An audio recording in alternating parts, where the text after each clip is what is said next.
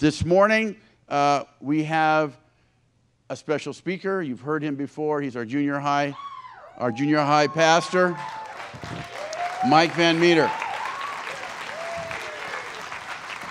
Thanks, boss. All right. Go ahead and turn in your Bibles to the book of Job. This morning, I want to talk about suffering. Yeah. Woo. Suffering is not something that we spend a whole lot of time talking about. It's not something that we're particularly good at. And one of the reasons is because we live in really one of the most comfortable times in the history. Not one of the most comfortable time in history. I graduated with my bachelor's in history, so I've done a little bit of studying other cultures and other time periods.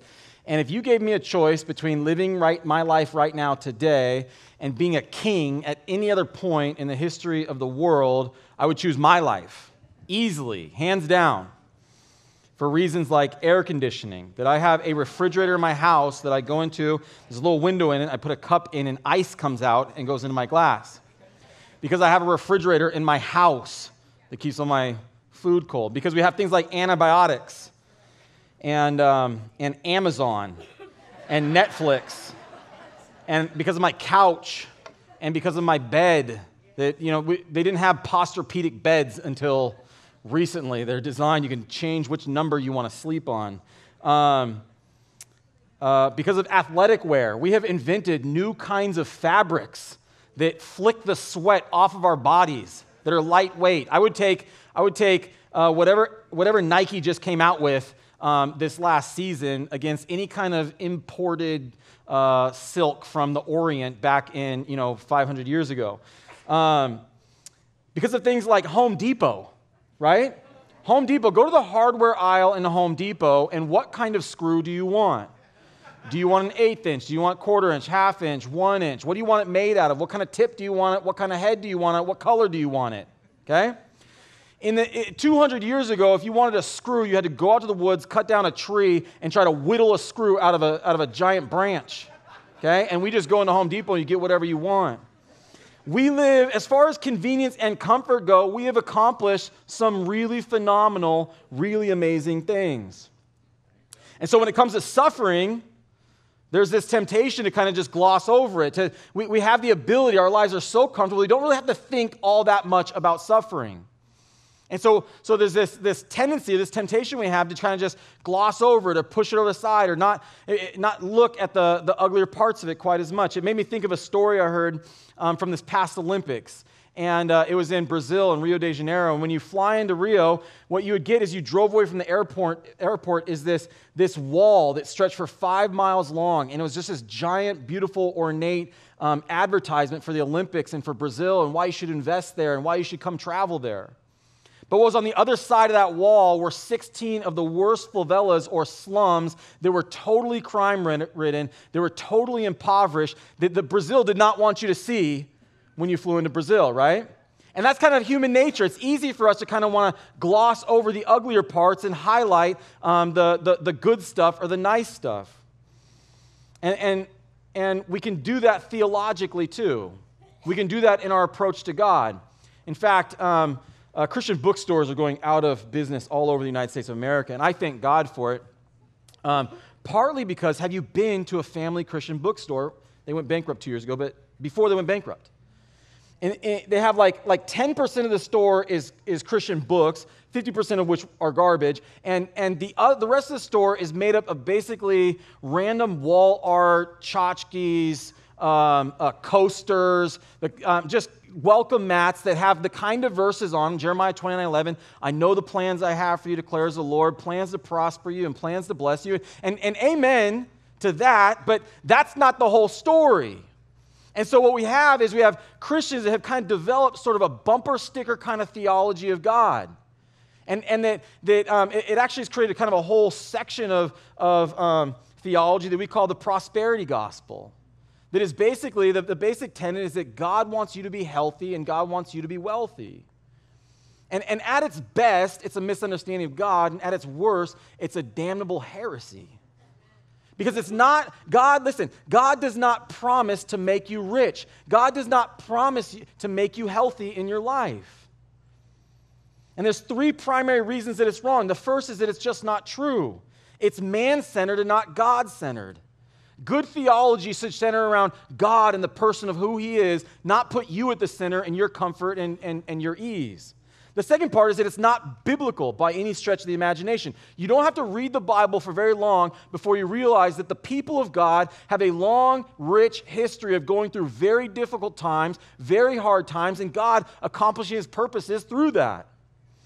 And the third thing is this, and maybe most importantly for us here this morning, is that at some point in your life, the Bible promises that you will suffer. In this life, you will have tribulation. Just boom. So you're going to run into places in your life where you're going to encounter difficulty, hard times, trials, and tribulation. And if you've spent the time leading up to that kind of papering over, glossing over what God has to say about suffering, you're going to find yourself in a very dangerous spot. But thank God that Christianity is not some superficial philosophy full of wish fulfillment, but it's a hard-as-nails religion that deals with God's, the reality as we find it, both the good and the bad, God's purposes in your pleasure and your pain, and God's purposes in peace and tribulation. And that's what we're going to jump into this morning. We're going to look at that through the lens of Job. Job is primarily given to us to help us understand this question that comes up about suffering. Why do we suffer? Where is God in our suffering? How should we think rightly about it? Job is most likely the oldest book in the Bible. Moses wrote Genesis, Exodus, Leviticus, Numbers, and Deuteronomy, and it's most likely that Job predates Moses. And so it's one of the oldest books we have in the Bible. In my home group, we just finished up a 4-week series on the book of Job. And the reason it was 4 weeks is because Job kind of nicely breaks down into 4 different parts. It's 3 different sections on his sufferings. And then the final section is on God's answer to him and his restoration. And so that's what we're going to do this morning. We're just going to kind of take a quick flyover of all 42 chapters of the book of Job. Before you get scared, we're going to go through it quick and take a look at what can we learn about our own suffering from Job. The first one, you should be in Job. Look at Job chapter 1, verse 1. It sets up the context for us. It says, "There was a man in the land of Uz whose name was Job. And that man was blameless and upright, the one who feared God and shunned evil." What we find out right away about Job is that Job is a very godly man. It's going to say later on that he was the greatest man in the East. He was the greatest man in his part of the world. He was godly, he was righteous, and he was blameless, and he feared God and shunned evil. What we find out in the next couple verses is that Job is also a very wealthy man, that God had blessed the fruit of Job's labors, and he had become extremely wealthy. And we also find out that Job is a father. He has 7 sons and 3 daughters whom he loves very much. And he's regularly making intercession for and praying for them. And then the camera shifts and we get a different scene in verse 6. We get a scene that shows us this picture of what's happening in heaven. And listen, one of the things we're going to find out about the book of Job is we're going to find out some very challenging, very bizarre, very strange things about how God is and how God works. Things that you likely, if you hadn't studied Job before, might surprise you. It says in verse 6, "Now there was a day when the sons of God came to present themselves before the Lord, and Satan also came among them." So God has all the angels coming to give him a report, an accounting of what they've been up to. And among those angels, Satan came also. Now, I'd always kind of envisioned Satan as like a fugitive, like on the run from God. That God was looking for him, and as soon as he found him, Satan was going to be in big trouble. That's not how it works at all. God says, "Come," and Satan comes.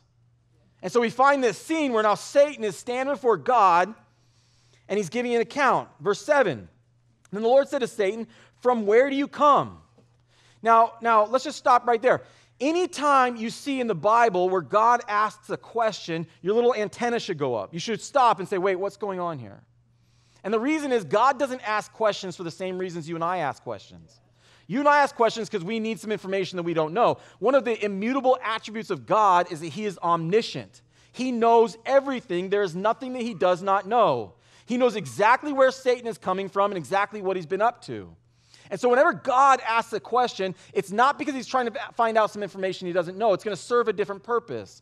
And so he says here, Satan, from where are you coming? And Satan says, from roaming about on the earth and walking around on it. Now, you got to remember, anytime Satan talks, you can't trust him because he's a liar.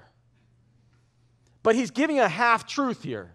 That is where he's coming from, and God knows it. And we know it too, because God tells us in 1 Peter 5:8, be sober and vigilant, because your adversary, the devil, walks about like a roaring lion, seeking whom he may devour.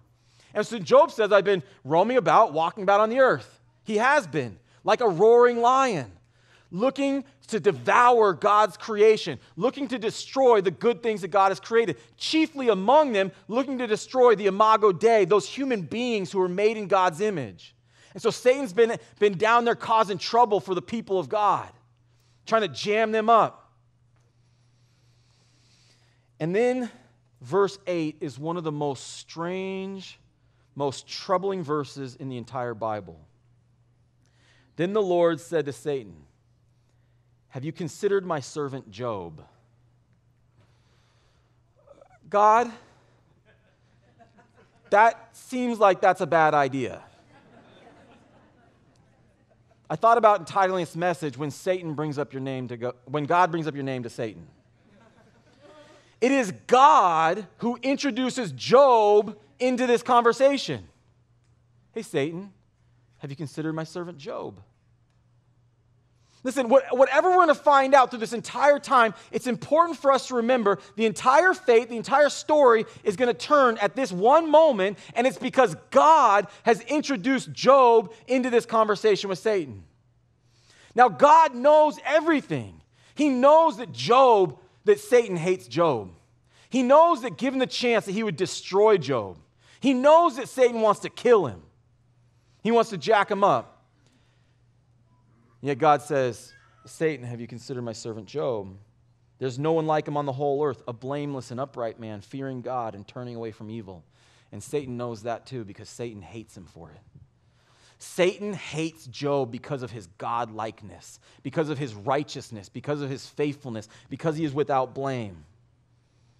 And so you can almost feel Satan seething and angrily says, does Job fear God for nothing?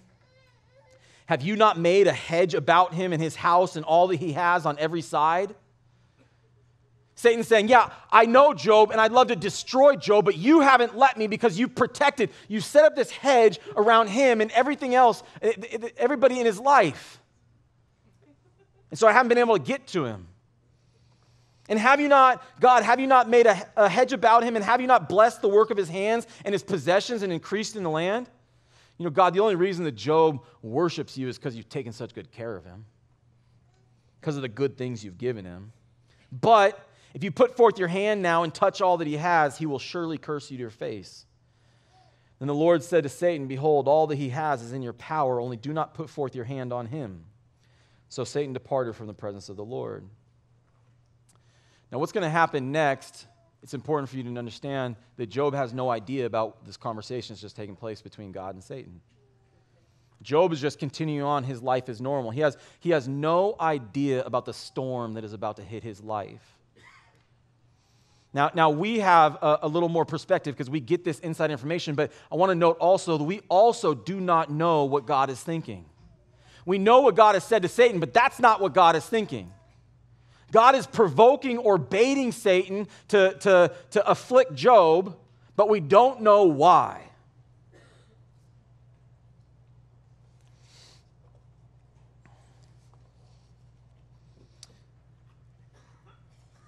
This is a little illustration. Our lives are a little bit like this cup.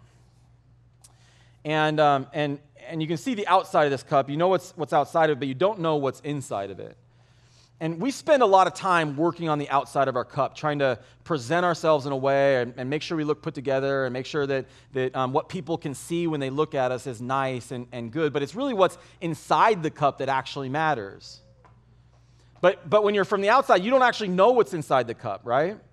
But if I get bumped or jostled, what you're going to find out is what's inside the cup, right? Because what's inside is what's going to automatically just spill out. And tribulation and difficulty and trials in this life have the effect of showing you what's actually inside of your cup. Because whatever it looks like on the outside, when you get bumped or when you get jostled in this life, what's on the inside is what comes out. And here we're going to find out what's inside of Job's cup. Because he's about to encounter his first test, which is the test of sorrow.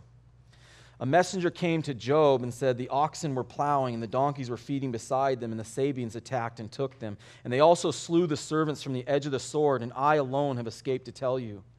And while he was still speaking, another also came and said, the fire of God fell from heaven and burned up the sheep and the servants and consumed them, and I alone have escaped to tell you. And while he was still speaking, another came also and said, the Chaldeans formed 3 bands and made a raid on the camels and took them and slew the servants with the edge of the sword, and I alone have escaped to tell you. And while he was still speaking, another also came and said, your sons and your daughters were eating and drinking wine in their oldest brother's house.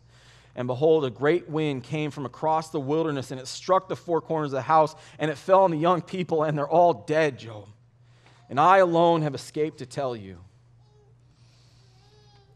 And in a moment, Job suffers the total destruction, the total annihilation of everything that he has ever held dear.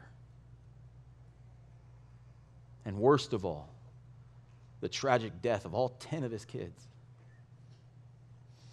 Now look, all of us have experienced sorrow at some point, whether it was failing at something that was really important to you, or there was losing a relationship or losing someone's life that you held really dear.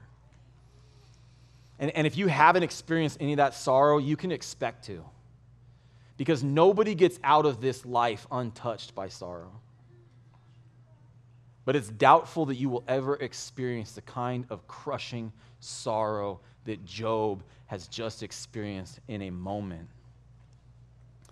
Because of some unknown reason to Job, the favor and protection of God that Job has experienced for his entire life has evaporated in a moment. And all that is left to him is the smoking rubble of everything he's ever cared about. And we're going to find out in this moment what's inside of Job's cup. Verse 20. Then Job arose and he tore his robe and he shaved his head and he fell to the ground and worshiped. He said, naked I came from my mother's womb, and naked I shall return there. The Lord gives and the Lord takes away. Blessed be the name of the Lord. And through all of this, Job did not sin, nor did he blame God. Job's response in the moment of his deepest despair was to bow down and worship God. What came to Job's mind in that moment when he had no idea what to think, what bubbled out of him was praise and honor of God. My oldest son has just started, he's in the middle of his first season of T-ball. And T-ball is just one big accident unfolding in front of your eyes. It's just this. Kids running everywhere. They don't know which base is what. It's just so hard to get them to find their helmet. And, it's just this kind of just chaotic thing happening. But one of the things they spend a lot of time doing is just practicing fielding ground balls. And what's interesting is if the Padres this afternoon, are going to be playing the Giants. Jesus. I hate the Giants. But one of the things, if you go to the game, boom, Merlots, how long you been in San Diego for? Get with the program, dude. All right. One of the things that you're going to see if you go to the game today is you'll see, in between innings, you'll see Major League Baseball players doing the exact same thing that Wilson and his teammates are doing, which is fielding ground balls and throwing to first, right? What they're doing, and you've done this if you've ever played any kind of sport or any kind of competition, is you just practice and drill the fundamentals. Because in the middle of the competition or game, you don't want to have to think about you just want your body to respond. You just want to do what you're supposed to do. And so you spend a lifetime just drilling and working on the basics, on the fundamentals. so that when the moment comes, your instincts kick in, your body just reacts. And that's what we see here in Job. We see a lifetime of focusing and focusing on worshiping God and putting his mind on worshiping God, so that when he's hit like a ton of bricks out of left field, not knowing anything, with the worst possible news, he automatically knows what to do, which is to worship God. And listen, you're going to encounter difficulty in your life.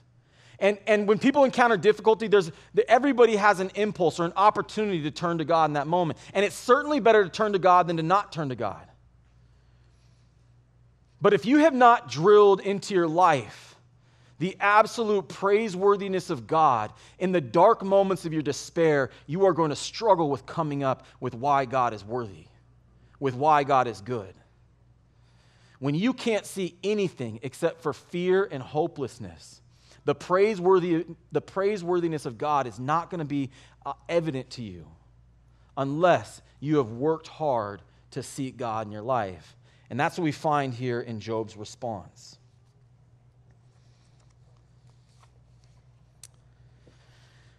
But the story's not over, because right on the heels of Job chapter 1, we get Job chapter 2. And we get, unbelievably, almost the exact same formulation that happens in Job chapter 2 that happens in Job chapter 1. Starting with verse 1, it says, "Again there was a day when the sons of God came to present themselves before the Lord. And Satan also came among them to present himself before the Lord. And the Lord said to Satan, 'Where have you come from?' And Satan answered the Lord, 'Again, from roaming about on the earth and walking around on it.' And the Lord said to Satan, 'Have you considered my servant Job?'" God?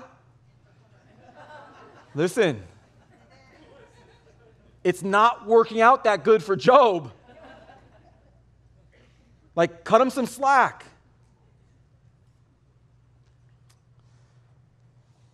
"Have you considered my servant Job, Satan? There's no one like him on the earth, a blameless and upright man, fearing God and turning away from evil. And he still holds fast his integrity, although you incited me against him to ruin him without cause." And Satan answered the Lord and said, "Skin for skin. Yes, all that a man has he will give for his life. However, you put forth your hand now and touch his bone and his flesh, and he'll curse you to your face." Satan says, yeah, because he didn't actually care about that stuff. He cares a lot more about his own skin than he cares about the skin of his children. "But God, if you let me afflict his body, he'll curse you to your face." So the Lord said to Satan, "Behold, he is in your power. Only spare his life." So God dismisses Satan and says, the only restriction you have is you have to keep him alive. And I want you to just use your imagination for a minute. If God gave Satan permission to do whatever he wanted to do to your physical body, and his only rule was that he had to keep you alive, you can bet everything that you have that death would be a lot better than what's about to come your way. And all we get is we just get one single verse. It's verse 7. It says, "Then Satan went out from the presence of the Lord, and he smote Job with sore boils from the sole of his foot to the crown of his head." It says, and Job took a potsherd to scrape himself while he sat there among the ashes. Now, your body, listen, all of us know what it is to be sick. And you can count on your body. You're not going to get out of this thing with your body. Your body's going to fail you at some point. 1 out of 1. It happens to everybody. It doesn't matter if you're running 20 miles every day and you're eating some crazy Himalayan berry that is going to help your antioxidants and free up your whatever. It doesn't matter. It doesn't matter because listen, it's going to get you, okay? Some of us get a little bit of time, some of us get a long time, but none of us get out of here with our bodies not failing us.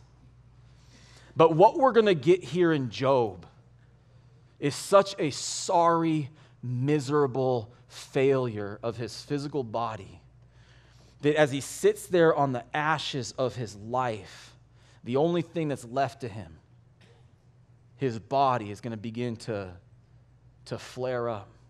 And his skin is going to become diseased. And he's going to get these horrible boils and welts on his body, so bad that he sits there with an old piece of pottery just trying to slash him open to relieve some of the pressure of the oozing and festering pus that is in his body because his body is decaying right there in front of him, diseased.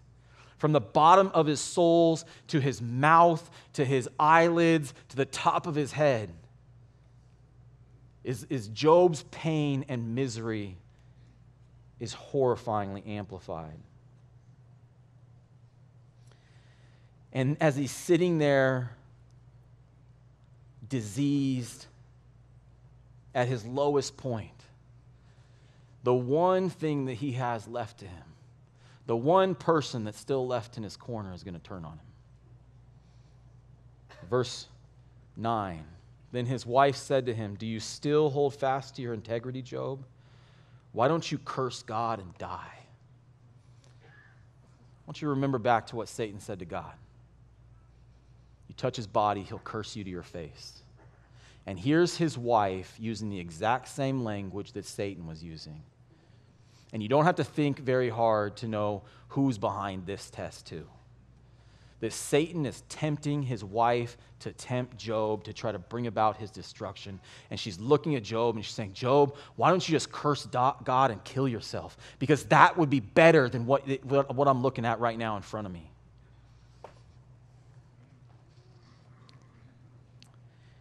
But Job said to her, you speak as one of the foolish women speaks. Job's learned that little lesson that some of us guys know. No. I didn't call you crazy. I said you were acting crazy, right? No. No, babe. I didn't say you were a foolish woman. I said you're speaking as one of the foolish women, right?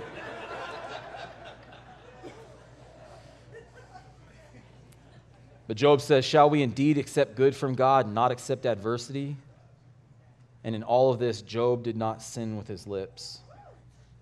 Job didn't harden his heart. His basic response to his wife is, I was never worshiping God for the camels or for the sheep or for the money or for the houses or for the family or for the peace or for the health. I was worshiping God because he's worthy to be worshiped.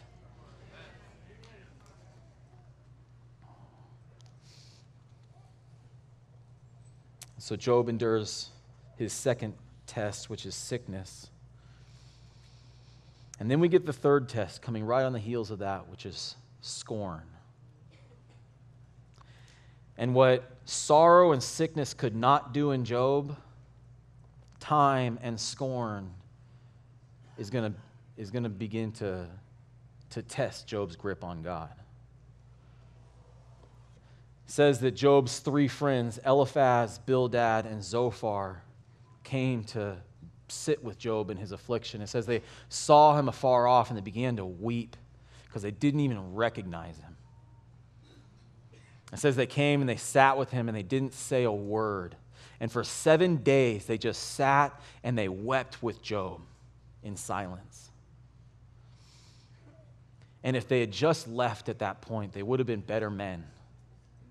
We don't get any of the same kind of setup that we had before about Satan and God, but you can almost guarantee that Satan is now going to stir up Job's friends to begin to condemn him, because in chapter 3, they start to just call into question Job's righteousness, Job's faithfulness to God, and they say, Job, God's not just letting this happen to you. There's a reason it's happening to you because you've offended him somehow. You've done something in your life. There's some sin. There's some wickedness. There's some unfaithfulness that God is trying to discipline you for this.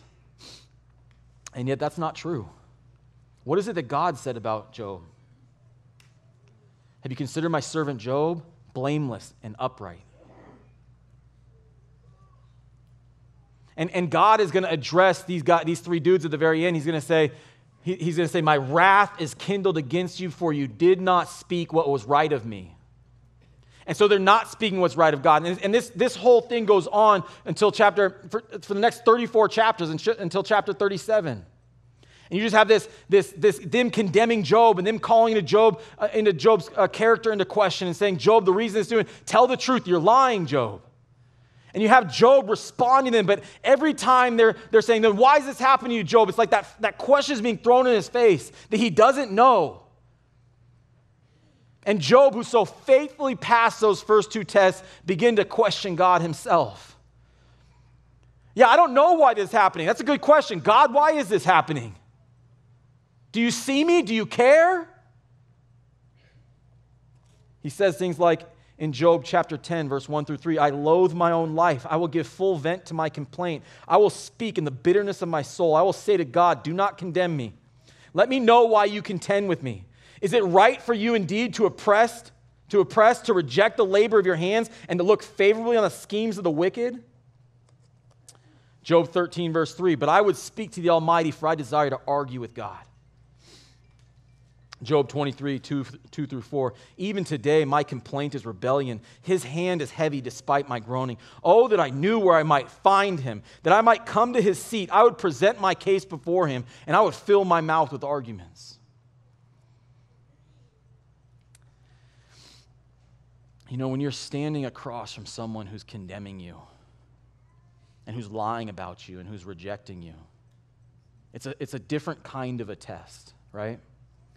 I don't know how many of you guys have ever experienced where there's someone that you have a problem with, and there's some drama going on with you and this person, and you're going to be somewhere where this person's going to be, like Thanksgiving dinner or something, right? And your wife's like, hey, you know, so-and-so is going to be there, right? I'm fine. I am fine. But if they open their mouth, I am not fine, right? Because there's something different when that person who is against you is standing in front of you and is speaking lies or condemning you, and that's the situation that Job is in here. And in his pain, when he's the worst, when he's the lowest, and he's getting kicked by the people who are supposed to love him, that doubt is creeping in. And he begins to speak differently about God than he had before. Listen, here's what you can know for sure about Job, is that he's doing a lot better than you would do. He's the most righteous in his part of the world. God, only through Christ, is saying that you are blameless and upright.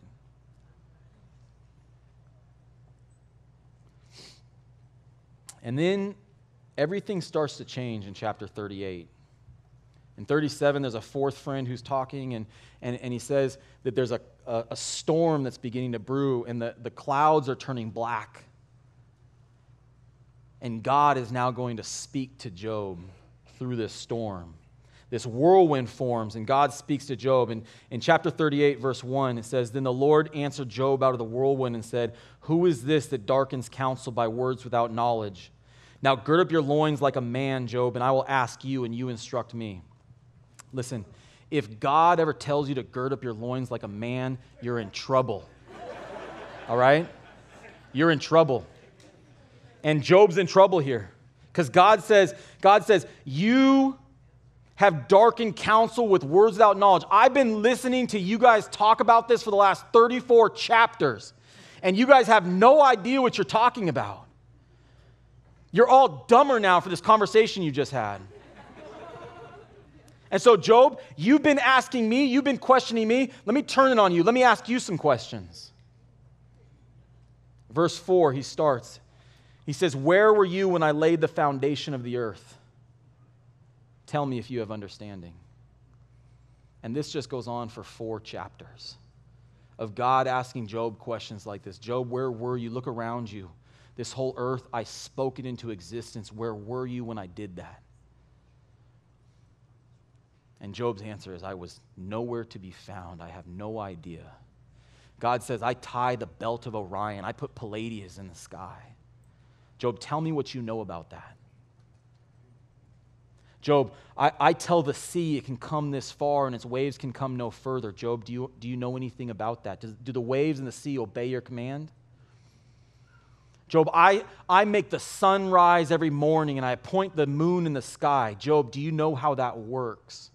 And listen, we're tempted to kind of have modern snobbery and think, yeah, Job didn't understand the solar system or, the universe, but we do. We know these complex theories of physics and how things interact and operate. And listen, what we know is that the world is so much more complex than Job could possibly understand. Job cut himself and knew that blood comes out. But we know that in blood there's white blood cells and red blood cells and plasma, and there's cholesterol, and we know all these things that make up, right? Because we know look at it and we see how much more complicated it is. And what we find out is that the world is so much deeper. God is so much more creative. What this should create in us is a greater degree of awe and amazement of God's magnificence and of his power. And God says to Job, I made the tiger, and I made the great white shark, and I made killer whales, and I made dinosaurs. And Job, they would shred your feeble body to pieces, and yet, Job, they obey my commands. And just for 4 chapters, God goes through and asks Job. And at the end of it, God stops speaking. And what you find at the end of it is that all these things that God has said, he has never answered the question that Job is asking. He's never answered the question of why. All he has said is, Job, I am God. You are not. Job, I am big. You are small. Job, I judge you. You don't judge me. And Job's response to this, at the very end in chapter 42, Job says, I have heard you by the hearing of the ear, but now my eye sees you. Therefore I retract and I repent in dust and ashes. I want to invite the band out here. Job's response to God, God's questioning, was to bow down in fearful reverence and worship him.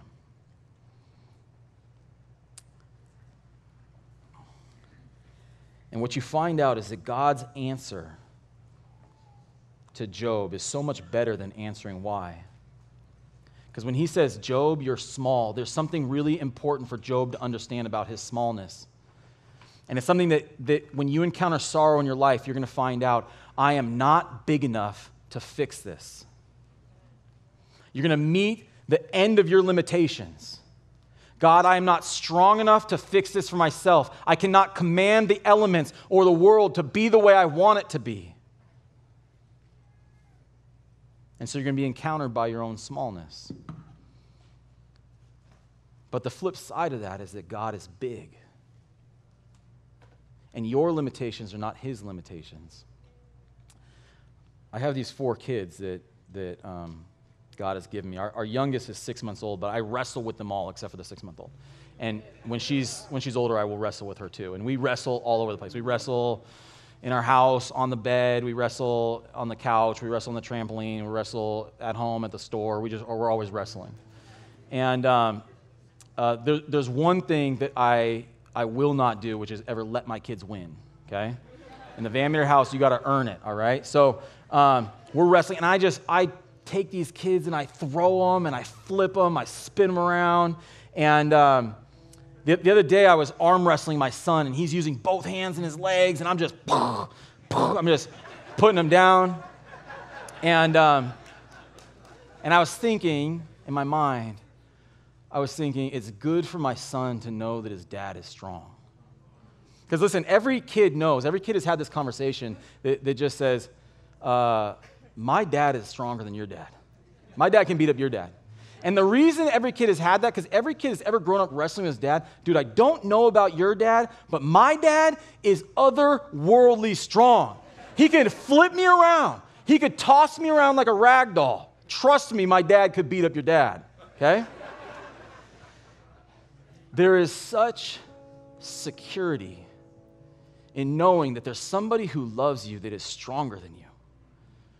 Because when you encounter things in your life that you're not strong enough for, you know that there's somebody on your team that's stronger than you. There's somebody on your team that's smarter than you. And what God is saying here to Job is, Job, you don't even understand how strong I am. He's saying, Job, It's better to know God than it is to know why. In the midst of your suffering, in the midst of your not understanding, I know you don't understand it, Job.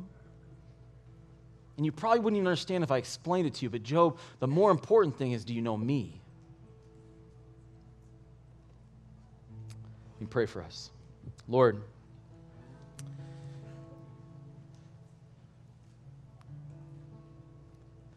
in the midst of loss, God, in the midst of suffering, Lord, in the midst of having things stripped away from us, Lord, that were important to us, Lord, and that are painful for us to go through, Lord, I pray, Jesus, that we would learn like Job learned, that you are enough, God. Lord, you are enough to sustain us, Lord. You are enough to satisfy us, God. And Lord, when we encounter various trials and tribulations, God, would we, like Job, respond in worshiping you?